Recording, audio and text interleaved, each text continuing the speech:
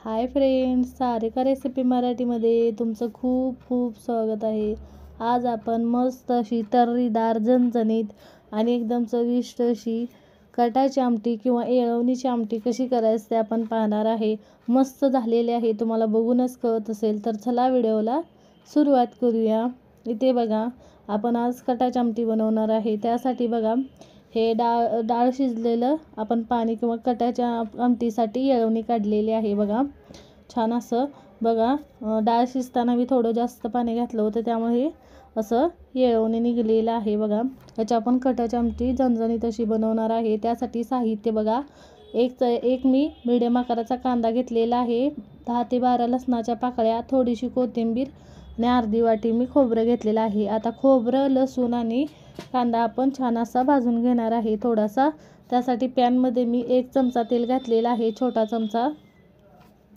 त्यामध्ये कांदा आपण छान असा भाजून घ्यायचा आहे. बघा, इथे मी गॅसची फ्लेम लो केलेली आहे आणि छान असा आपण कांदा भाजून घेणार आहे. बघा, असा मी कांदा परतून घेणार आहे यावर छान असा.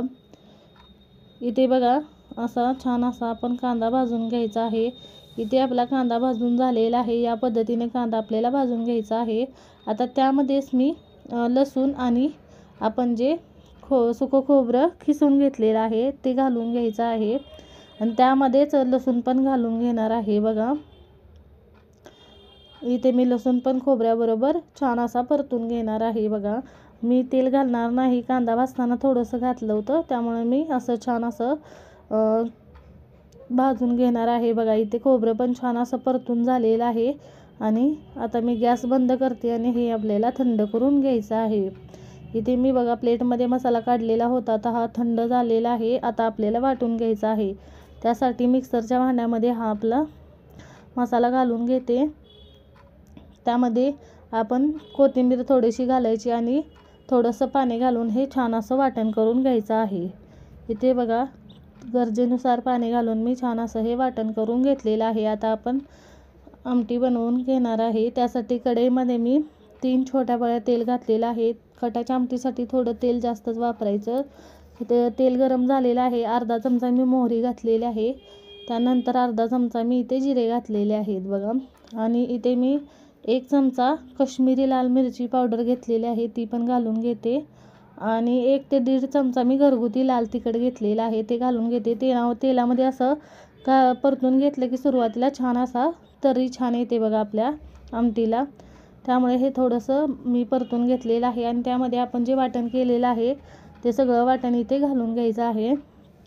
वाटण मी घातलेलं आहे, मिक्स करून घ्यायचं आहे आणि छान असं बघा 2 ते 3 मिनटं आपण परतून घेणार आहे. हे आपण भाजलेलंच होतं, पण तरी पण असं तेलामध्ये भाजलं की छान अशी बघा तरी पण येते, चव छान लागते. तेल सुटलेलं आहे, मसाला छान भाजलेला आहे. मी 7 ते 8 कढीपत्त्याची पानं घेतलेली आहेत. बघा, इथे ती पण घालून घेते. कढीपत्ता पण या मसाल्यासोबत मी छान असा परतून घेते. बघा, कढीपत्ता मी 1 मिनटं छान असा याच्याबरोबर परतून घेतलेला आहे. बघा, आता त्याच्यामध्ये थोडीशी मी डाळ शिजलेली काढून घेतली होती आमटीसाठी, ती पण मी थोडीशी वाटून घेतलेली आहे, ती घालून घेते. बघा, म्हणजे छान अशी आपली तरी आमटी आपली छान अशी मिळून येते. बघा, बघा यामध्ये असं मसाल्यामध्ये भाजून घ्यायचं, छान असं मिक्स करून घ्यायचं. बघा, डाळ पण छान अशी व्यवस्थित अशी मसाल्यांमध्ये मी मिक्स करून घेतलेली आहे. बघा, तुम्ही बघू शकताय या पद्धतीने. आता यामध्ये मी अर्धा चमचा गरम मसाला घातलेला आहे. तुमच्या आवडीनुसार तुम्ही मसाले घालू शकता. इथे बघा, गरम मसाला घातल्यानंतर मी मिक्स करून घेतलेला आहे. आता आपण याच्यामध्ये जे येळवणी ठेवलेलं आहे ते घालून घ्यायचं आहे. ते बघा, घालून घेतलेलं आहे, मिक्स करून घालून घ्यायचं आहे. बघा, यामध्ये आणि थोडंसं मी अजून वरून गरम पाणी घालणार आहे. बघा, ही जशी आमटी शिजते तशी अजून दाटसर होते, त्यामुळे गरम पाणी अजून थोडं घालून घेते. ज्या भांड्यामध्ये आपण मसाला बनवला होता वाटण, त्या भांड्यामध्ये थोडंसं गरम पाणी घालून मी यामध्ये घालून घेते. तुमच्या अंदाजाने तुम्ही गरम पाणी घाला याच्यामध्ये, तुम्हाला कशी घट्ट पातळ आमटी हवी आहे तशी. बघा, मोठ्या गॅसवर मी याला उकळी काढून घेतलेली आहे, उकळी आलेली आहे. बघा, छान अशी. आता आपल्याला याला 5 मिनटं गॅसची फ्लेम लो करून ह्याला असंच उकळून घ्यायचं आहे बघा. इथे मी गॅसची फ्लेम लो करून ह्याला उकळून घेणार आहे. यामध्ये चवीनुसार मीठ घालून घ्यायचं आहे आपल्याला आणि 5 मिनटं याला उकळून घ्यायचं आहे. अशी उकळली की छान अशी आमटीला चव पण येते आणि तरी पण छान येते. छान अशी आमटी चवीला पण लागते बघा. 5 मिनटं मी उकळून घेतलेले आहे आणि ही अशी उकळली की मिळून येते, छान अशी दाटसर होते. सगळ्यात शेवटी बारीक चिरलेली कोथिंबीर घालायची आहे.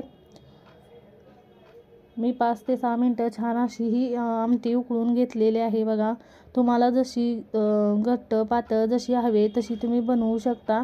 आणि ही थोडीशी थंड झाली का अजून दाटसर होते. त्या अंदाजनेच तुम्ही यामध्ये पाणी घालून घ्या. तुम्ही बघू शकताय 5 मिनटं उकळल्यानंतर याला तरी किती छान आलेले आहे. तुम्ही बघू शकताय मस्त अशी एकदम छान अशी आणि चवीला पण खूप छान लागते बघा.